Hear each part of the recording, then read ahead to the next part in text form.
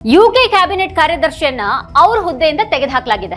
Epstein ಜೊತೆಗಿನ ಸಂಪರ್ಕದ ಕಾರಣ ನಾರ್ವೆಯ ಮಾಜಿ ಪ್ರಧಾನಿ ಟೋರ್ಬೆನ್ ಏಗ್ಲೂನ್ ವಿರುದ್ಧ ತನಿಖೆ ಆರಂಭ ಮಾಡಲಾಗಿದೆ. ಅವ್ರ ಮನೆಯ ಮೇಲೂ ಕೂಡ ದಾಳಿ ಮಾಡಲಾಗಿದೆ. ಎಪ್ಸ್ಟೀನ್ ಸಹಾಯದಿಂದ ಬ್ಯಾಂಕ್ ಸಾಲ ಪಡೆದಂತಹ ಆರೋಪ ಅವ್ರ ಮೇಲಿದೆ. ವಿರೋಧ ಪಕ್ಷದ ಹಲವಾರು ಸಂಸದರು ಹರ್ದೀಪ್ ಸಿಂಗ್ ಪುರಿ ಅವರ ರಾಜೀನಾಮೆಗೆ ಒತ್ತಾಯಿಸಿ ಸಂಸತ್ತಿನ ಸಂಕೀರ್ಣದ ಮೂಲಕ ಮೆರವಣಿಗೆಯನ್ನ ನಡೆಸಿದ್ರು. ಹರ್ದೀಪ್ ಸಿಂಗ್ ಪುರಿ ರಾಜೀನಾಮೆ ಬಗ್ಗೆ ವಿರೋಧ ಪಕ್ಷಗಳು ಹೆಚ್ಚು ಧ್ವನಿ ಎತ್ತುತ್ತಾ ಇವೆ. ಕಾಂಗ್ರೆಸ್ ಮಾಧ್ಯಮ ಮುಖ್ಯಸ್ಥ ಪವನ್ ಖೇರಾ ಅವರು ಕೂಡ ಪುರಿ ರಾಜೀನಾಮೆಗೆ ಒತ್ತಾಯ ಮಾಡಿದ್ದಾರೆ. ಅವರು ವಿವರವಾದ ಪತ್ರಿಕಾಗೋಷ್ಠಿಯನ್ನ ನಡೆಸಿದ್ರು. ಸಂಸದರಾಗೋ ಮೊದಲು ಸಚಿವರಾಗೋದಕ್ಕೆ ಅವರಿಗೆ ಯಾವ ಅರ್ಹತೆಗಳಿವೆ ಅಂತ ಖೇರಾ ಅವರು ಕೇಳಿದ್ರು. ಇದ್ದಕ್ಕಿದ್ದ ಹಾಗೆ ಸ್ವತಂತ್ರ ಉಸ್ತುವಾರಿ ಸಚಿವರನ್ನಾಗಿ ಮಾಡೋದಕ್ಕೆ ಹರ್ದೀಪ್ ಪುರಿ ಯಾವ ಅರ್ಹತೆಗಳನ್ನ ಹೊಂದಿದ್ರು ಅನ್ನುವಂತ ಪ್ರಶ್ನೆ ಎದ್ದಿದೆ ಈಗ. क्या काबिलियत थी हरदीप पुरी में कि अचानक आपने उनको पहले तो इंडिपेंडेंट चार्ज का मंत्री बना दिया। बेचारा वो डिजिटल इंडिया प्रमोट कर रहा था, आपने तेल मंत्री बना दिया। काबिलियत क्या थी? सांसद बाद में बनाया, मंत्री पहले बना दिया। काबिलियत तो बताइए मुझे। दबाव था? किसका दबाव था? किसके इशारे से इनको मंत्री बनाया गया? नरेंद्र मोदी जी को जवाब देना पड़ेगा। ಡಿಜಿಟಲ್ ಇಂಡಿಯಾವನ್ನ ಪ್ರಚಾರ ಮಾಡ್ತಾ ಇದ್ದಂತ ವ್ಯಕ್ತಿಯನ್ನ ಪೆಟ್ರೋಲಿಯಂ ಸಚಿವರನ್ನಾಗಿ ಮಾಡಲಾಗಿದೆ.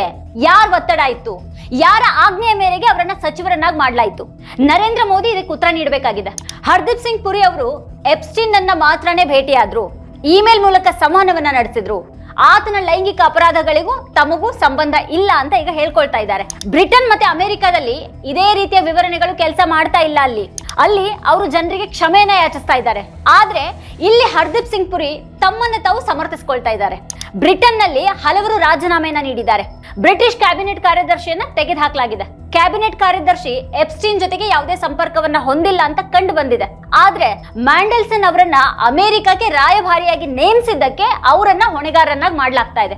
ಅಧಿಕಾರಶಾಹಿಯ ಮುಖ್ಯಸ್ಥರಾಗಿ ನೇಮಕಾತಿಯನ್ನ ಮೇಲ್ವಿಚಾರಣೆ ಮಾಡೋದು ಅವ್ರ ಕೆಲಸ ಆಗಿತ್ತು ಅಂತ ಹೇಳಲಾಗ್ತಾ ಇದೆ. ಆ ವ್ಯಕ್ತಿಯ ಹಿನ್ನೆಲೆ ಏನು? ಮ್ಯಾಂಡೆಲ್ಸನ್ ಈಗಾಗಲೇ ಬ್ರಿಟನ್ ನಲ್ಲಿ ರಾಜೀನಾಮೆಯನ್ನ ನೀಡಿದ್ದಾರೆ. ಸ್ಟಾರ್ಮರ್ ಈ ಹಿಂದೆ ಇತರ ಇಬ್ಬರು ಉನ್ನತ ಅಧಿಕಾರಿಗಳನ್ನ ತೆಗೆದುಹಾಕಿದ್ದಾರೆ. ಆದ್ರೆ ಇಲ್ಲಿ ಹರ್ದೀಪ್ ಸಿಂಗ್ ಮಾತ್ರ ರಾಜೀನಾಮೆಯನ್ನ ನೀಡ್ತಾ ಇಲ್ಲ. ಬದಲಿಗೆ ಇಲ್ಲಿನ ಟಿವಿ ಆಂಕರ್ಗಳು ಅವರನ್ನ ಸಮರ್ಥಿಸಿಕೊಳ್ತಾ ಇದ್ದಾರೆ. ಅಮೆರಿಕಾದಲ್ಲಿ ಒಂದು ಪ್ರಮುಖ ರಾಜೀನಾಮೆ ವಿದ್ಯಮಾನನೇ ನಡೆದಿದೆ. ಈ ರಾಜೀನಾಮೆ ಈಗ ಪುರಿಗೆ ಕೆಟ್ಟ ಸುದ್ದಿ ಕೂಡ ಆಗಿದೆ. ಗೋಲ್ಡ್ಮನ್ ಸ್ಯಾಚಸ್ ಯುಎಸ್ ನ ಪ್ರಮುಖ ಬ್ಯಾಂಕ್ ಅದು. ಅದರ ಉನ್ನತ ವಕೀಲರಲ್ಲಿ ಒಬ್ಬರು ಕ್ಯಾಥರಿನ್ ರಮ್ಲರ್ ಅವರು ಕೂಡ ರಾಜೀನಾಮೆಯನ್ನ ನೀಡಿದ್ದಾರೆ. ಕ್ಯಾಥರಿನ್ ರಮ್ಲರ್ ಮತ್ತೆ ಎಪ್ಸ್ಟೀನ್ ನಡುವಿನ ಸಂವಹನಗಳನ್ನ ಒಳಗೊಂಡಿರುವಂತಹ 100 ಇಮೇಲ್ಗಳು ಹೊರಗೆ ಬಂದಿವೆ. ಅವರು ಎಪ್ಸ್ಟೀನ್ ಅನ್ನ ಅಂಕಲ್ ಅಂತ ಕರೆದ್ರು. ಆತನಿಂದ ಉಡುಗೊರೆಯನ್ನ ಸ್ವೀಕರಿಸಿದ್ರು. ಇಮೇಜ್ ಅನ್ನ ಹೇಗೆ ಕಾಪಾಡಿಕೊಳ್ಬೇಕು ಅಂತ ಇಮೇಲ್ ಮೂಲಕ ಸಲಹೆಯನ್ನ ನೀಡಿದ್ರು. 2018ರಲ್ಲಿ ಸಾಯುವವರೆಗೂ ಕೂಡ ಆತ ಕ್ಯಾಥರಿನ್ ರಮ್ಲರ್ಗೆ ಉಡುಗೊರೆಗಳನ್ನ ಕಳಿಸ್ತಾ ಇದ್ದ. ಈ ಇಮೇಲ್ಗಳ ಬಗ್ಗೆ ತಿಳಿದ ನಂತರ ಕ್ಯಾಥರಿನ್ ಅವರು ಕ್ಷಮೆ ಯಾಚಿಸಿದ್ರು. ಆದ್ರೆ ಈಗ ಅವರು ಕೂಡ ರಾಜೀನಾಮೆಯನ್ನ ನೀಡಬೇಕಾಯ್ತು. ಕ್ಲೈಂಟ್ ನಿಂದ ಪಡೆದಂತ ಯಾವುದೇ ದುಬಾರಿ ಉಡುಗೊರೆಯನ್ನ ಬಹಿರಂಗ ಪಡಿಸಬೇಕು ಮತ್ತೆ ಅದನ್ನ ಅನುಮೋದಿಸಬೇಕು ಅನ್ನೋದು ಗೋಲ್ಡ್ಮನ್ ಸ್ಯಾಚಸ್ ನ ನೀತಿಯಾಗಿದೆ. ಆ ಉಡುಗೊರೆಯನ್ನ ಸ್ವೀಕರಿಸಿದಂತಹ ಆರೋಪದ ಮೇಲೆ ಕ್ಯಾಥರಿನ್ ರಮ್ಲರ್ ಅವರು ರಾಜೀನಾಮೆಯನ್ನ ನೀಡಿದ್ದಾರೆ. ಬರಾಕ್ ಒಬಾಮಾ ಅಧಿಕಾರ ಅವಧಿಯಲ್ಲಿ ಅವರು ಶ್ವೇತ ಭವನದಲ್ಲಿ ಸಲಹೆಗಾರರಾಗಿದ್ರು. ಎಪ್ಸ್ಟೀನ್ ಫೈಲ್ಸ್ ನಲ್ಲಿರುವಂತಹ ಅವರ ಇಮೇಲ್ಗಳು ಆ ಹೊತ್ತಿನವಾಗಿವೆ. ಜಾರ್ಜ್ ಬುಷ್ ಅಧಿಕಾರ ಅವಧಿಯಲ್ಲಿ ಅವರು ಸಹಾಯಕ ಅಟಾರ್ನಿ ಜನರಲ್ ಆಗಿದ್ರು. ಮತ್ತೆ ವೈಟ್ ಕಾಲರ್ ಅಪರಾಧಗಳು ಅಂದ್ರೆ ಕಾರ್ಪೊರೇಟ್ ಅಪರಾಧಗಳಲ್ಲಿ ಪರಿಣಿತಿಯನ್ನು ಹೊಂದಿರುವಂತಹ ವಕೀಲರಾಗಿದ್ರು. ಅಂತಹ ಪ್ರಮುಖ ವ್ಯಕ್ತಿಯ ಹೆಸರು ಎಪ್ಸ್ಟೀನ್ ಫೈಲ್ಸ್ಗೆ ಸಂಬಂಧಪಟ್ಟಂತ ಇಮೇಲ್ಗಳಲ್ಲಿ ಕಾಣಿಸ್ಕೊಂಡಿದೆ. ಹಾಗಾದ್ರೆ ಅಂಥದ್ದೇ ಹಲವು ಇಮೇಲ್ಗಳಲ್ಲಿನೇ ಈಗ ಹರ್ದೀಪ್ ಸಿಂಗ್ ಪುರಿ ಹೆಸರು ಕೂಡ ಕಾಣಿಸ್ಕೊಳ್ತಾ ಇದೆ. ನನ್ನ ಸಂವಹನಕ್ಕೂ ಆತನ ಅಪರಾಧಿಗಳಿಗೂ ಯಾವುದೇ ಸಂಬಂಧ ಇಲ್ಲ ಅಂತ ಹರ್ದೀಪ್ ಸಿಂಗ್ ಪುರಿ ಹೇಳ್ಕೊಳ್ತಾ ಇದ್ದಾರೆ. ನಮ್ಮಲ್ಲಿ ಕೆಲವರಿಗೆ ಎಪ್ಸ್ಟೀನ್ ಅಪರಾಧಿನ ಅನ್ನೋದ್ರ ಬಗ್ಗೆನೇ ಅನುಮಾನ ಇತ್ತು ಅಂತ ಹರ್ದೀಪ್ ಸಿಂಗ್ ಅವರು ಹೇಳ್ತಾರೆ. 2008ರಲ್ಲಿ ಫ್ಲೋರಿಡಾ ನ್ಯಾಯಾಲಯದಲ್ಲಿ ಎಪ್ಸ್ಟೀನ್ ಸ್ವತಃ ತನ್ನ ಅಪರಾಧವನ್ನ ಒಪ್ಕೊಂಡ ಮತ್ತೆ ಆತನಿಗೆ ಶಿಕ್ಷೆಯನ್ನ ವಿಧಿಸಲಾಯಿತು. ಹೀಗಿರುವಾಗ್ಲೂ ಕೂಡ ಆತ ಅಪರಾಧಿನ ಅಲ್ವಾ ಅನ್ನೋದ್ರ ಬಗ್ಗೆ ಪುರಿ ಅವರಿಗೆ ಅನುಮಾನ ಬಂದಿದ್ದು ಹೇಗೆ? ನ್ಯಾಯಾಲಯನೇ ಆತನನ್ನ ಜೈಲಿಗಟ್ಟಿದಾಗ ಆತ ಅಪರಾಧಿ ಅಂತ ಇನ್ಯಾರು ಬಂದು ಹೇಳಿದ್ರೆ ಪುರಿ ಅವರು ನಂಬ್ತಾರೆ? ಸ್ವತಃ ಆತನೇ ತಪ್ಪನ್ನು ಒಪ್ಕೊಂಡಿದ್ದಾನೆ. ಅವನಿಗೆ 2008ರಲ್ಲಿ ಶಿಕ್ಷೆಯನ್ನ ವಿಧಿಸಲಾಯಿತು ಅಂತ ಅಂದ ಮೇಲೂ ಕೂಡ ಆತ ಅಪರಾಧಿನ ಅನ್ನೋದ್ರ ಬಗ್ಗೆ ಯಾಕೆ ಅನುಮಾನ ಇವರಿಗೆ? ಆತನನ್ನ ಭೇಟಿ ಮಾಡಿದ ಕಾರಣಕ್ಕೆ ಮತ್ತೆ ಆತನೊಂದಿಗೆ ಇಮೇಲ್ ವಿನಿಮಯಗಾಗಿ ಪ್ರಪಂಚದಾದ್ಯಂತ ಹಲವರು ರಾಜೀನಾಮೆಯನ್ನ ಕೊಡ್ತಾ ಇದ್ದಾರೆ. ಹಾಗೆ ಅಮೆರಿಕಾದಲ್ಲಿ ಹಲವರು ರಾಜೀನಾಮೆಯನ್ನ ನೀಡಿದ್ದಾರೆ. ಆದ್ರೆ ಭಾರತದಲ್ಲಿ ಹರ್ದೀಪ್ ಸಿಂಗ್ ಪುರಿ ಎಲ್ಲವನ್ನ ಸಾಮಾನ್ಯ ಅಂತ ಬಿಂಬಿಸೋದಿಕ್ ಪ್ರಯತ್ನ ಪಡ್ತಿದ್ದಾರೆ. ಅವರು ಡಿಜಿಟಲ್ ಇಂಡಿಯಾ ಬಗ್ಗೆ ಚರ್ಚೆ ಮಾಡೋದಕ್ಕೆ ಹೋಗಿದ್ದಾರೆ ಅಂತ ಹೇಳ್ತಾರೆ. ಡಿಜಿಟಲ್ ಇಂಡಿಯಾ ಮತ್ತೆ ಮೇಕ್ ಇನ್ ಇಂಡಿಯಾ ಶುರುವಾಗಿದ್ದೇನೆ 2015ರಲ್ಲಿ. ಹಾಗಿರುವಾಗ 1 ವರ್ಷ ಮೊದಲೇನೆ ಪುರಿಗೆ ಆ ಯೋಜನೆಗಳ ಬಗ್ಗೆ ಗೊತ್ತಿತ್ತ? ಅವುಗಳ ಬಗ್ಗೆ ಪುರಿ ಎಪ್ಸ್ಟೀನ್ ಜೊತೆಗೆ ಚರ್ಚೆ ಮಾಡಿದ್ರ?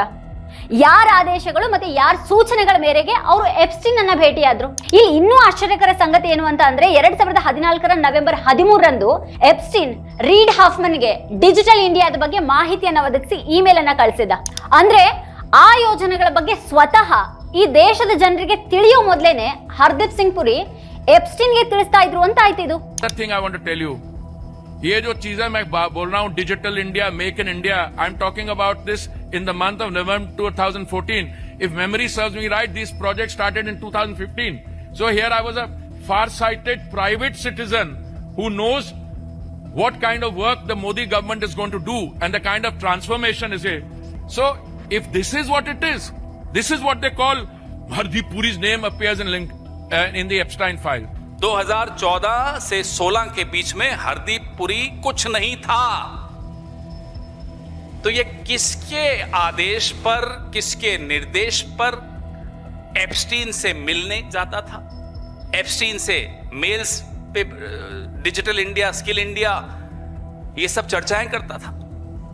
और तो और हैरानी की बात, 13 नवंबर 2014 को रीड हॉफमैन को एप्स्टीन ने एक मेल भेजा जिसमें वो डिजिटल इंडिया के बारे में जानकारी दे रहे थे. तारीख याद रखना, 13 नवंबर 2014.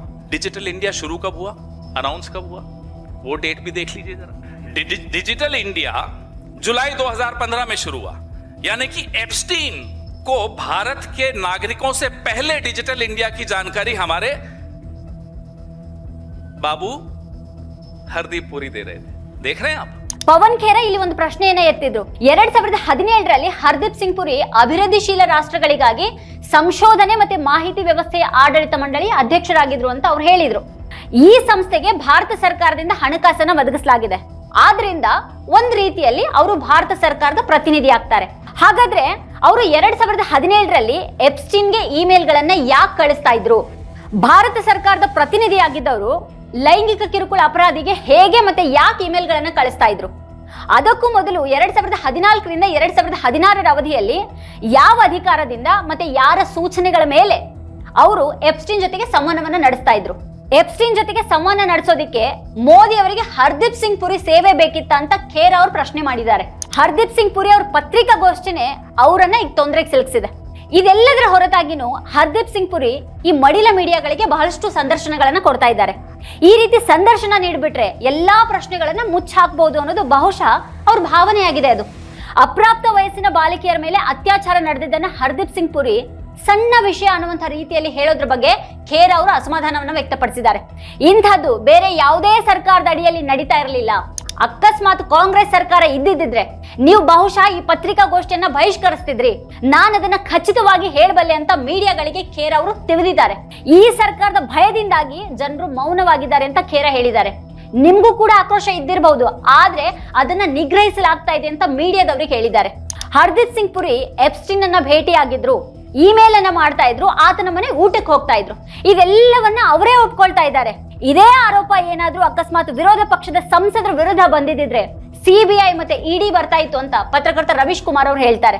ಈಗ ಪ್ರಧಾನಿ ಮೋದಿ ಹರ್ದೀಪ್ ಸಿಂಗ್ ಪುರಿ ಅವರನ್ನ ಉಳಿಸ್ಕೊಳ್ತಾರ? ಅವ್ರ ಕಚೇರಿಯನ್ನ ಶುಕ್ರವಾರ ಸೇವಾ ತೀರ್ಥಕ್ಕೆ ಸ್ಥಳಾಂತರಿಸಲಾಯಿತು. ಆ ವಿಡಿಯೋ ಬಿಡುಗಡೆ ಆಗಿದೆ. ಹಾಗೆ ಆ ವಿಡಿಯೋದಲ್ಲಿ ಪ್ರಧಾನಿ ಮೋದಿ ಅವರು ಸೇವೆಯಲ್ಲಿ ಮಗ್ನರಾಗಿರೋ ಹಾಗೆ ಕಾಣ್ತಾ ಇದ್ದಾರೆ.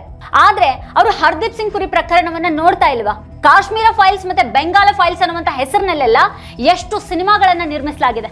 ಅವು ಬಿಜೆಪಿಯ ಪ್ರಚಾರ ಚಿತ್ರಗಳು ಅಂತ ಹೇಳಲಾಗಿತ್ತು. ಫೈಲ್ಗಳ ಮೂಲಕ ವಿರೋಧ ಪಕ್ಷಗಳಲ್ಲಿ ಭಯ ಹುಟ್ಟಿಸುವಂತಹ ಬಿಜೆಪಿ ಅಥವಾ ಮೋದಿ ಸರ್ಕಾರ ಈಗ ಎಪ್ಸ್ಟೀನ್ ಫೈಲ್ಸ್ ನಲ್ಲಿ ಹರ್ದೀಪ್ ಸಿಂಗ್ ಪುರಿ ಹೆಸರಿರೋದಕ್ಕೆ ಯಾಕೆ ಹೆದರ್ದಾಗ ಕಾಣಿಸ್ತಾ ಇದೆ? ವೀಕ್ಷಕರ, ಈ ಕುರಿತು ನೀವೇನ್ ಹೇಳ್ತೀರಿ? ನಿಮ್ಗೇನ್ ಅನ್ಸುತ್ತೆ? ಏನ್ ಅಭಿಪ್ರಾಯ ಇದೆ ಅದನ್ನ ವಿಡಿಯೋ ಕೆಳಗಡೆ ಕಮೆಂಟ್ ಮಾಡಿ ನಮಗೆ ತಿಳಿಸಿ.